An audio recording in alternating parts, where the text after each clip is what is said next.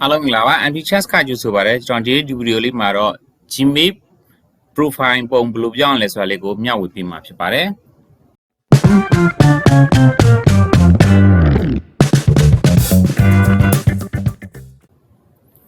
Gmail profile ကိုပြောင်းနေတယ်ဆိုလို့ရှိရင်ပထမဆုံးကိုပြောင်းမဲ့အကောင့်ကို login ဝင်ထားပါပြီးသွားလို့ရှိရင်ဒီ profile နေရာလေးပေါ့နော်ကိုယ့်ရဲ့ profile နေရာလေးမှာတစ်ချက်နှိပ်လိုက်ပါနှိပ်လိုက်ပြီဆိုလို့ရှိရင်အဲ့မှာဒီ profile ပုံပြောင်းမဲ့နေရာလေးမှာကင်မရာပုံလေးရှိပါတယ်အဲ့ဒါလေးတစ်ချက်နှိပ်လိုက်ပါနှိပ်ပြီးသွားပြီဆိုလို့ရှိရင် add picture ဆိုတာရှိပါတယ်သူကပုံ၃မျိုးပြောင်းလို့ရပါတယ်ပထမတစ်ခုကတော့အခုဒီမှာမြင်နေရတဲ့အတိုင်းသူပေးထားတဲ့ပုံလေးတွေပေါ့နော်သူပေးထားတဲ့ပုံလေးတွေကရွေးပြီးတော့ပြောင်းလို့ရတယ်အဲ့တော့ပထမဆုံးကျွန်တော်ဒီမှာဒီဘွန်ဆိုင်ပုံလေးပေါ့နော်ဘွန်ဆိုင်ပုံလေးနမူနာပြောင်းကြည့်မယ်ပေါ့နော်အဲ့တော့ဘွန်ဆိုင်ပုံလေးကိုဘွန်ဆိုင်အပင်ပုံလေးကိုနှိပ်လိုက်တဲ့ခါမှာတခြားသူကရွေးချယ်ရပါတော့ဒီမှာ color လေးတွေပြရှိတယ်အဲ့တော့ကျွန်တော်ကတော့လောလောဆယ်ဒီအစိမ်းလေးပဲကြတော့အစိမ်းလေးကိုနှိပ်တယ်ပြီးသွားရင်အောက်က next ကိုနှိပ်လိုက်တယ်ပြီးသွားလို့ရှိရင်ဒါလေးကိုသဘောကျတယ်ဆိုလို့ရှိရင် save as profile picture ဆိုတာလေးကိုချက်နှိပ်ပေးလိုက်ပါဒါဆိုလို့ရှိရင်ကိုယ့်ရဲ့ Gmail profile ပုံလေးကဒီပုံလေးနဲ့ဖြစ်နေမှာဖြစ်ပါတယ်ဒါကတော့ပထမဆုံးတစ်နည်းပေါ့နော်ပထမဆုံးတစ်နည်းဖြစ်ပါတယ်ဟုတ်ပြီအဲ့တော့လောလောဆယ်ကျွန်တော်ကဒီပုံကိုမသုံးသေးဘူးပေါ့နော်မသုံးသေးတဲ့အတွက်ကြောင့်မလို့ remove နှိပ်လိုက်မယ်တကယ်လို့သုံးမယ်ဆိုရင်တော့ဒီတိုင်းထားလိုက်ပေါ့နော်ရပါပြီဟုတ်ပြီဒါဆိုရင်ဒါလေးကိုခဏ remove လုပ်လိုက်မယ် remove လုပ်ပြီးတော့ဒီမှာ remove ချက်ထပ်နှိပ်လိုက်မယ်ဒါမူလအတိုင်းလေးပြန်ထားမယ်ပေါ့နော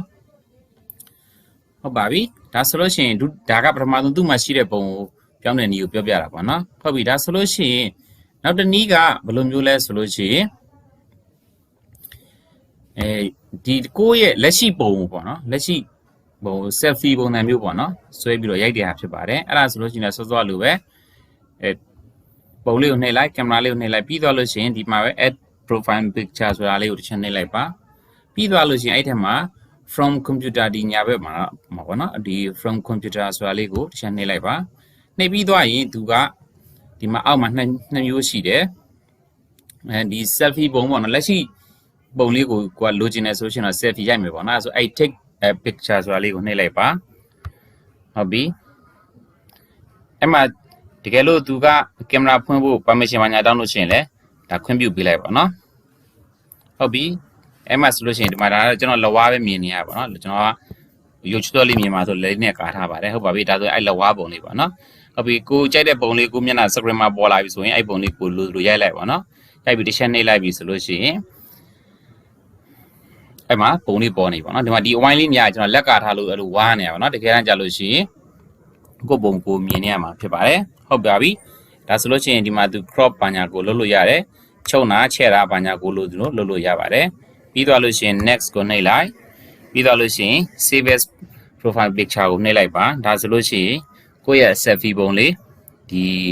Gmail profile မှာတင်နေမှာဖြစ်ပါတယ်ဟုတ်ပါပြီဒါကိုလည်းကျွန်တော်ကလောလောဆယ်မသုံးသေးပါဘူးဒါကြောင့်မလို့ remove နှိပ်လိုက်ပါမယ်သုံးချင်တယ်ဆိုတော့ဒီ cross ကိုလေးကိုအပေါ်ကချစ်ကလေးကိုနှိပ်ပြီးတော့ရှောက်လိုက်ရင်ရပြီပေါ့နော်ဟုတ်ပြီလောလောဆယ်ဒါကိုမသုံးသေးဘူးမလားတိုင်းပြန်ထားအောင်မယ်ကျွန်တော်ဒီပုံလည်းကျွန်တော်မသုံးချင်သေးဘူးဟုတ်ပြီဒါဆိုလို့ရှိရင်နောက်ဆုံးတစ်နည်းရှိပါတယ်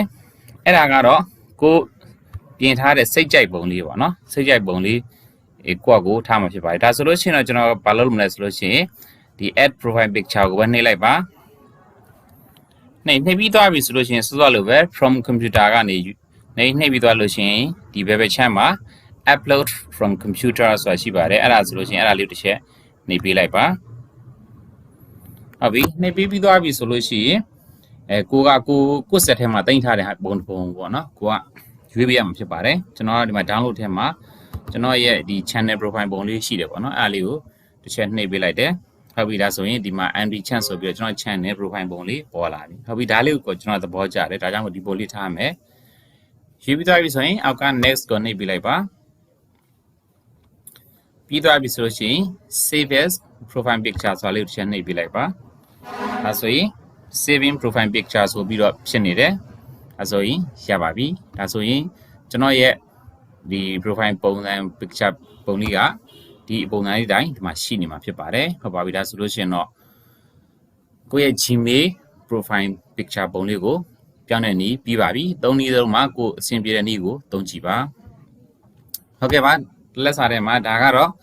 ကျွန်တော်ရဲ့လက်ရှိ MD Chance အသုံးချနည်းပညာဆိုတဲ့ channel လေးဖြစ်ပါတယ်ဒီ channel မှာဆိုရင်တော့